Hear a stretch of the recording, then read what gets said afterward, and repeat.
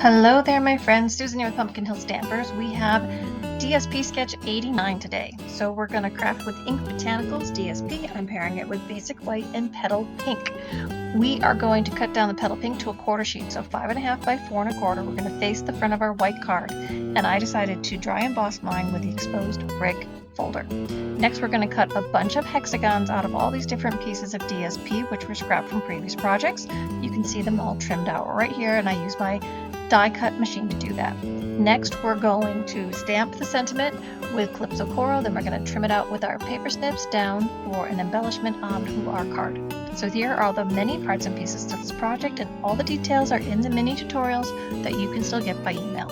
So start by folding that base in half with your scoring it with your bone folder.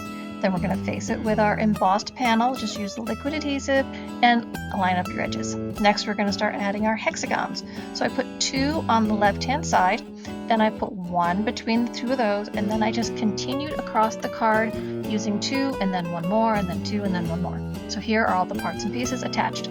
Next, I use my paper snips, and I'm just going to trim up the edges so there's nothing hanging over the sides.